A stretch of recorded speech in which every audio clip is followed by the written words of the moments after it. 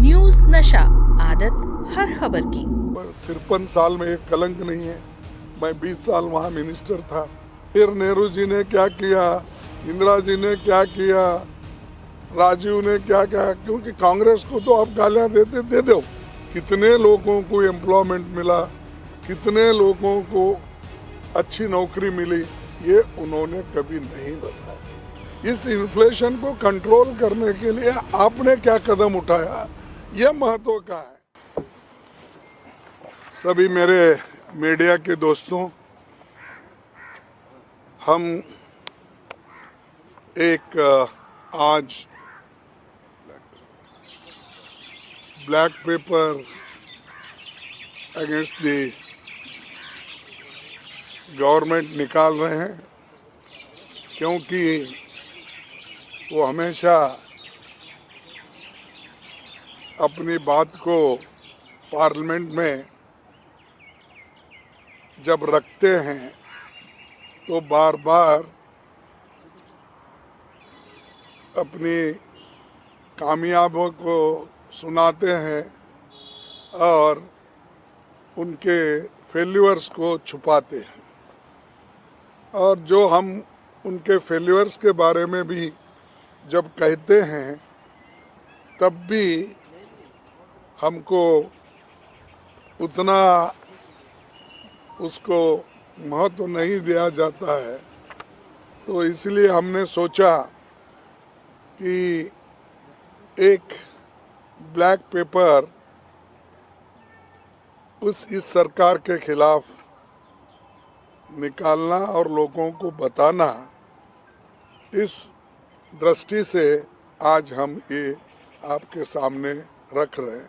वो बाद में देंगे जो अपना ये है डिटेल्स, लेकिन उसमें मेन मुद्दे ये हो गए कि बेरोजगारी जो सबसे बड़ा मुद्दा है देश में, और इसकी बात कभी बीजेपी की सरकार नहीं करती, और न करने से आज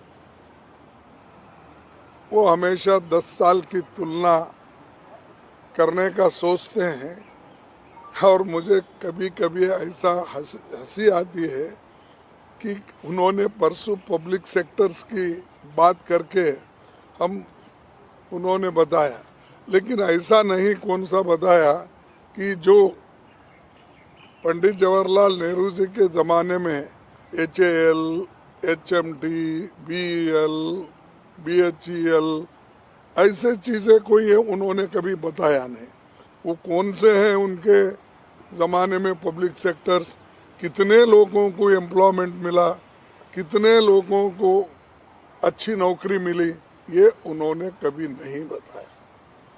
और दूसरी बात ये तो रोजगारी की, एक देहात में भी रोजगारी कम हो रही, क्योंकि ये नरेगा का पैसा वो रिलीज नहीं कर रहे, और हर स्टेट में डिस्क्रिमिनेशन हो रहा है।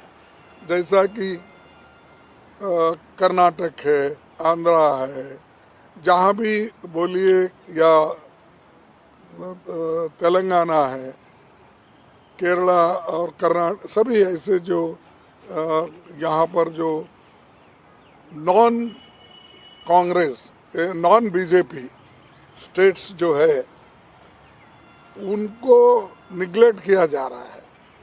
कहीं के भी वहाँ पर उनकी सरकार नहीं है, वहाँ पर उन्होंने कुछ पैसा छोड़ते नहीं, देते नहीं, और बाद में ये कहते हैं कि हमने तो रिलीज किया है, वो खर्च नहीं हुआ। ऐसा नहीं होता। जब जब खर्च करते हैं उस वक्त अगर आप इमीडिएटली पैसे देते, फिर आगे का काम होता है। लेकिन वो पर्पसली वो लोगों को काम नहीं देना और खर्च नहीं हो रहा ये बोलना, ये एक बहुत बड़ी साजिश है ये बीजेपी की सरकार की। और दूसरा, महंगाई तो इतनी बड़ी है, तो वो नेहरू के ज़माने की कंपेयर करते हैं, इंदिरा गांधी जी के कंपेयर प्राइसेस उस वक्त क्या थे वो अरे आज आप क्या कर रहे हैं वो महत्व का है। You are ruling today. इस इन्फ्लेशन को कंट्रोल करने के लिए आपने क्या कदम उठाया ये महत्व का है, ना कि आज़ादी के पहले क्या था, फिर नेहरू जी ने क्या किया, इंदिरा जी ने क्या किया, राजीव ने क्या किया। क्योंकि कांग्रेस को तो आप गालियां देते दे दो, लेकिन ये मेन समस्या है महंगाई का। आपने इसको खाने पीने के सामान जो उसको कंट्रोल करना था वो नहीं किए। और ऐसे है चंद ये पल्सेस है, ये आप कंट्रोल कर सकते हैं। तेल है आप कंट्रोल सकते। एसेंशियल कमोडिटीज जितने भी होते हैं उसको कानून है कंट्रोल करने का, लेकिन चंद ऐसे उनके लोग हैं, उनके दोस्त लोग हैं, वो यहाँ पर अगर महंगाई हो गई तो बाहर से इंपोर्ट करते हैं, वो जहाज समंदर में रखते हैं टिल यहाँ के प्राइसेस राइज नहीं होते। जब प्राइसेस राइज होते हैं तब वो समंदर में से रहने से जहाज पोर्ट पे लाते हैं। पोर्ट पे इसे लाने के बाद ही उसको वो टैक्स लगेगा, वो लगेगा, ये लगेगा, इसीलिए वो भी काम वो करते हैं। यानी दे ट्रीट बिग जो जहाज होते हैं उनको एक गोडाउन के तरफ वो ट्रीट करते हैं। तो ऐसा भी फायदा वो लोग अपने दोस्तों को करके देते हैं। और तीसरा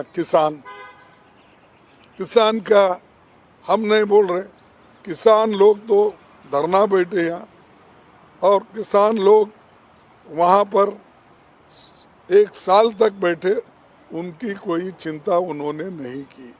और 3 काले कानून लाके उन्होंने फिर बाद में वापस लिया। तो इसका मतलब ये है कि समझदारी नहीं है, और उससे किसानों को फंसाया जा रहा है कि एक तरफ मैं एमएसपी ज़्यादा कर दूँ बोले, मैं किसान की आमदनी डबल करूँगा बोले, कहाँ है वो सब। और ये सब बातें पार्लियामेंट में उसका उत्तर या उसके बारे में कुछ नहीं बोलते, ना बेरोजगारी के बारे में बोलते हैं, ना महंगाई के बारे में बोलते हैं, ना किसानों के बारे में। दूसरे चीज़ लाना जो इर्रेलेवेंट है, और उसी के ऊपर वो भाषण उनका चलते रहता है। तो ये किसान का मुद्दा भी बहुत बड़ा है, और वो जो उनका वायदा था हर घंटे पे दो ये अपना डबल आमदनी करने का, वो कुछ भी नहीं है। और ट्रैक्टर पे, इस पे, ये जो एग्रीकल्चर इक्विपमेंट्स है उनके ऊपर भी जीएसटी लगाया गया। और एमएसपी की गारंटी तो छोड़ो, मोदी की गारंटी बोलो, ये गारंटी लिखो ना। गरीब के जो आपने कहा कि मोदी की गारंटी एमएसपी थी, मैं नहीं कर सका, नौकरियां 2-2 करोड़ हर साल देना था, मैं नहीं कर सका, ये मोदी की गारंटी है ना। अब नए गारंटी निकले हैं, तो ये जो है इसके बारे में। और सामाजिक न्याय, देखिए सामाजिक न्याय वो बहुत बोलते हैं, मैं president of India schedule caste को बनाया, शेड्यूल ट्राइब मैं शेड्यूल ट्राइब को बनाया, मैं फलानों को बनाया। अरे ये इम्पोर्टेंट नहीं, ये तो बनते रहते, तुम्हारे पार्टी की एक पॉलिसी रहती। हमने भी बनाया, हमने तो ऐसे नेताओं को शेड्यूल कास्ट के प्रेसिडेंट बनाया जो इंटरनेशनली फेमस थे। मैं ये नहीं कर रहा हूँ, कोई इनको क्रिटिसाइज नहीं कर रहा हूँ, मैं इनका भी महत्व मैं जानता हूँ, लेकिन अच्छे पढ़े लिखे लोगों को और अच्छे इंटरनेशनली फेमस जर्नलिस्ट थे, फिर एम्बेसडर थे, फिर वाइस प्रेसिडेंट बने, फिर उसके बाद में वो प्रेसिडेंट ऑफ इंडिया बने, वो शेड्यूल कास्ट थे। तो ये बातें उन्होंने वहाँ बोलना बाबा साहब अम्बेडकर के बारे में हम फोटो लगाए, वो बोल, इससे देखो ये तो इमोशनल चीज़ें हैं, लेकिन आदमी को रोजगार देना ये इम्पोर्टेंट है। इसकी बात आप करना चाहिए, इसके लिए हम बोलते। और सामाजिक न्याय उस वक्त मिलता है, हर चीज में आप लोग भागीदारी देना चाहिए। पब्लिक सेक्टर्स क्यों इंसिस्ट कर रहे हैं? पब्लिक सेक्टर्स अगर ज़्यादा बने, बड़े बड़े बने, तो उसमें एम्प्लॉयमेंट ज़्यादा मिलता है और SC ST OBC का वहाँ पर एक परसेंटेज जो मिलता है वो परमानेंट मिलता है। वो इधर उधर भागने की, जो कॉन्ट्रैक्ट जॉब करना, डेली वेजेस करना, ये सब उसको स्थिरता नहीं देती और ख़ास करके उनको एक स्टेबिलिटी भी नहीं मिलती। तो इसीलिए हम चाहते थे कि पक्की नौकरी दो, गवर्नमेंट सर्वेंट में पक्की नौकरी दो, पब्लिक सेक्टर्स में दो, और अगर स्मॉल स्केल इंडस्ट्रीज उसमें इन्वॉल्व करना है तो उनको एस्टैब्लिश करके उनके हाथ में दो। जैसा आप करोड़ों रुपए बड़े बड़े कॉरपोरेट को देते हैं, थाउजेंड्स ऑफ करोड़ लोन देते हैं, क्यों नहीं इनको जितना उनके धंधे के लिए, उनके काम के लिए 5-10 करोड़ होना है तो देकर आप उनको एस्टैब्लिश करो। वो नहीं करते, वो नहीं बोलते। अपनी भाषा अच्छी है और हिंदी में सब कुछ बोल के हम निपटा लेंगे, तो उससे आर्थिक परिस्थिति भी बढ़ती नहीं, उसके इन्फ्लेशन भी कम नहीं होता, उससे एम्प्लॉयमेंट भी ज़्यादा नहीं होता। तो ये, और 5वां पॉइंट है, लोकतंत्र पे खतरा ये ज़रूर है, क्योंकि एक तो अब डरा डरा के, धमका के इलेक्ट्रल बॉन्ड भी, पैसा भी आप वसूल कर रहे हैं इंडस्ट्रीज के पास। हमने नहीं पूछा, अभी तुमने चाबी फिराते हो पीछे, वो आगे आके देते हैं, वो सब छोड़ के हमने किसी को पूछा नहीं, किसी को तंग नहीं। तंग कैसा करते हैं? ED की नोटिस भेजना, CBI की नोटिस भेजना, CVC की भेजना, और किसी ऑफिसर भी अगर उनके सुनता नहीं तो विजिलेंस को उसको रिपोर्ट करा, ऐसा तंग करके अपने पास लेते हैं।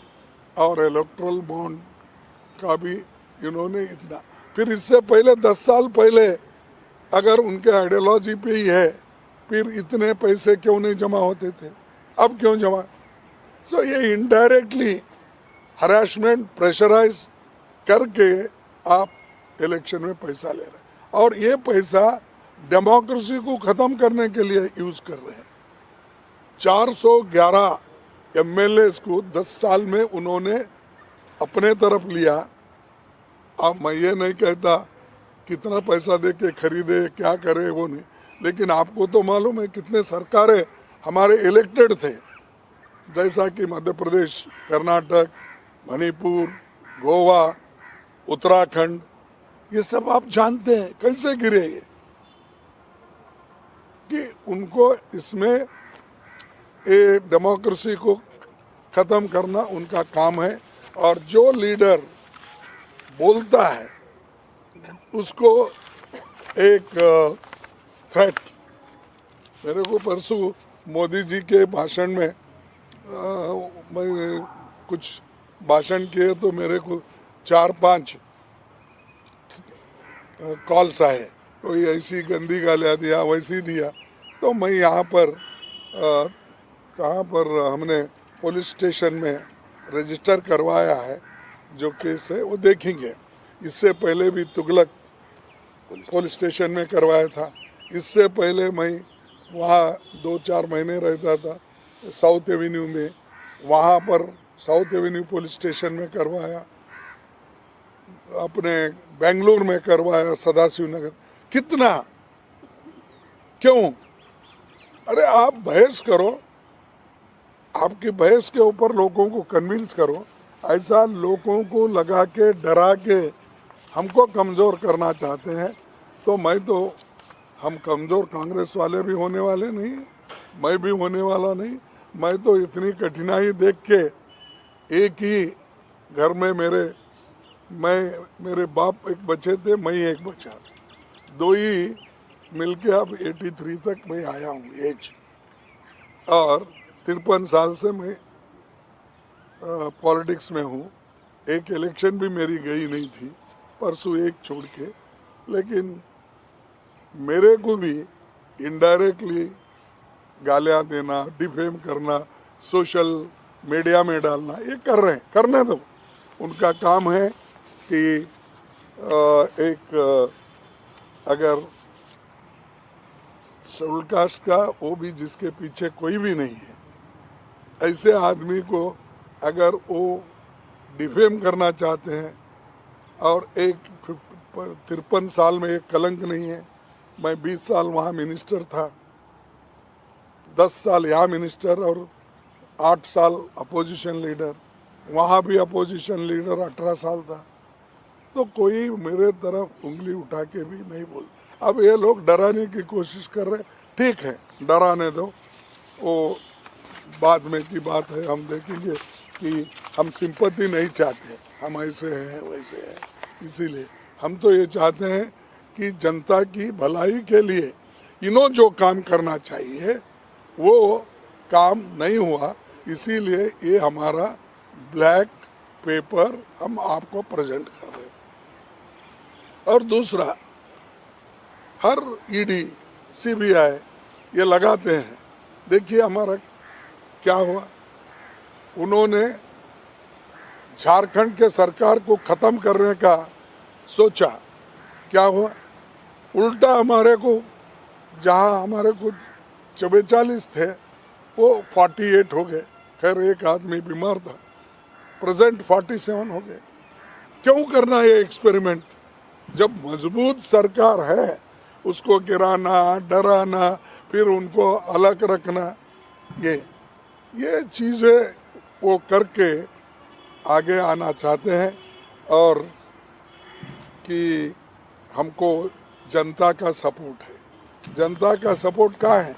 अगर जनता का सपोर्ट होता तो पूरे देश में चीफ मिनिस्टर तुम्हारे ही होते थे।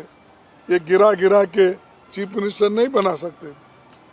और यहाँ से जो कांग्रेस वालों को अपने ले रहे हैं, लेकर जो सरकारें बना रहे हैं और उन्हीं से गालियाँ दिला रहे हैं। नेहरू जी को, इंदिरा जी को, सोनिया जी को, राहुल जी को, जो अपने पादयात्रा कर रहे हैं उन्होंने, और राहुल जी हर जगह जा रहे हैं, तो भी उसके ऊपर टीका। राजा क्या वह राज्यसभा में थे? कल बोले वो। और क्या उनकी क्या वहाँ गलती थी? अरे ठीक है भाई, तुम लोकसभा मेंबर है, बोलो, उन्होंने जब आते हैं।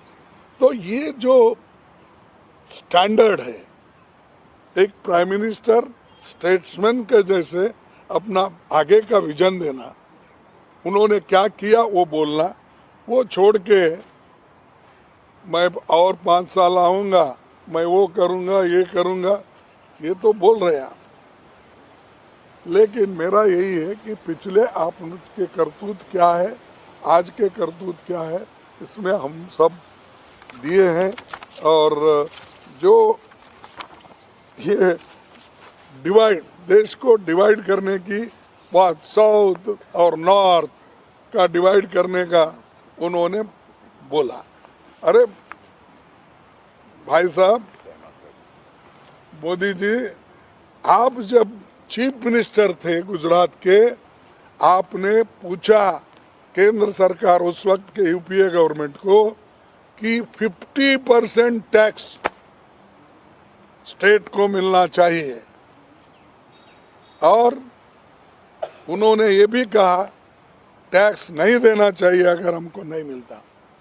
ये भी उदाहरण उन्होंने दिया, 48,600 करोड़ मैं टैक्स देता हूँ गुजरात, और मेरे को 2.5% वापिस मिलता है।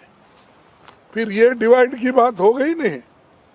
ये लोग अगर दूसरे पार्टी के लोग बात कर रहे हैं तो आपने तो खुद बोला चीफ मिनिस्टर होके, और वही बात अगर दूसरा बोलता है वो देशद्रोही होता है, वो देश तोड़ने की बात करता है। तुम क्या करें? तुम तो देश तोड़ने की बात हमेशा करते हैं। दंगे करवाए, पीछे लोगों को भड़काए, ऐसे ऐसे भाषण करके भड़काए, पूछो मत। और वही आदमी आज ये कहता है कि साउथ नॉर्थ की झगड़ा कर रहे हैं, देश को तोड़ना चाहते हैं। तुम कौन सी बात किए जब चीफ मिनिस्टर थे? तो वो उनको देखना चाहिए। और गवर्नर तो ऐसे बने हैं कि स्टेट के डिक्टेटर्स, वो जो कहते हैं वही होना। कहीं भी गवर्नर्स को इन्होंने बिठाया है तो वहाँ सरकार को डिस्ट्रॉय करने के लिए बिठाया। जहाँ बीजेपी का सरकार है कोऑपरेट करो, जहाँ नहीं है उसको फाइल्स वापिस भेजो, पेंडिंग रखो, ये सब है इसमें। मैं ज़्यादा आपको यहाँ पर और भी कुछ नहीं कहना चाहता हूँ, लेकिन जो कुछ मैंने आपके सामने रखा है और इसमें पूरा डिटेल भी आप देख सकते हैं। और आखिरी में एक ही बात करूँगा कि भाई कांग्रेस पार्टी ये महात्मा गांधी जी की पार्टी है। उसने स्वतंत्रता संग्राम में भारत को करके भारत को 200 वर्षों के ब्रिटिश अन्याय से निकाला, और 2024 में हम भारत को भाजपा के अन्याय के अंधेरे से बाहर लाएंगे, इंडिया गठबंधन से, और न्याय प्रदान करेंगे और काम करते रहेंगे। भारत के लोगों को हमने पहले भी जो वायदा किया है वो वायदे हम निभाएंगे, जैसा कि right to work, right to education, right to food, ये सब कानून हमने बनाया।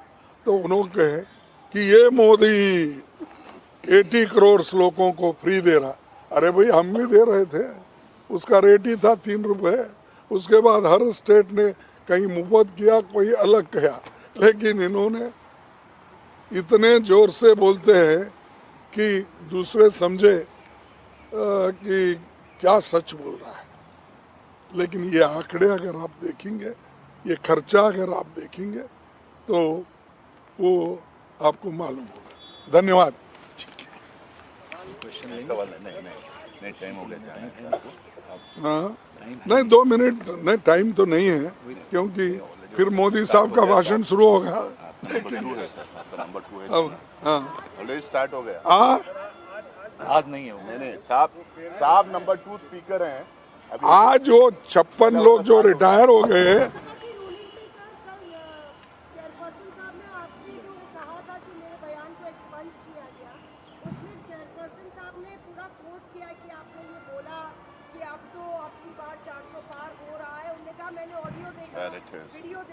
ये देखो ये सब झूठ है। आगे देखिए व्यादान, यानी गड़बड़ करके मेरे शब्दों को उन्होंने उसमें आने ही नहीं दिया। और ये भी बोला है वो एक्सपंज किए सो बात जो है रिकॉर्ड पे नहीं जाना, वो उसके बारे में मैं कुछ नहीं बोलता बोले। तो ये जो है ये तोड़ मरोड़ के जो बोल रहे हैं, ये पर्पजली कर रहे हैं। मैंने तो 2 पेज कर एक्सपंज हुए सो दिया था, क्यों नहीं उसके ऊपर बोल रहे? हाँ सर बीजेपी के बाबा चौधरी के बीजेपी के संपर्क में हाँ जयंत चौधरी ने पार्टी छोड़ दी है। इंडिया का एक और घटक ठीक है।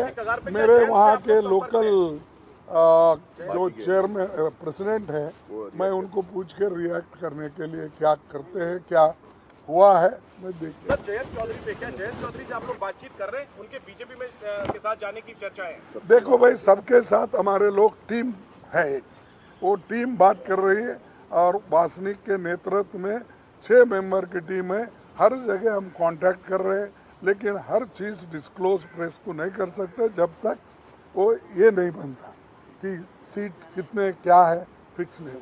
और आप हमसे जुड़े रहने के लिए सब्सक्राइब करें YouTube पर, फॉलो करें ट्विटर पर और लाइक करें Facebook पर। और ज्यादा जानकारी के लिए आपको टाइप करना होगा सिर्फ न्यूज नशा।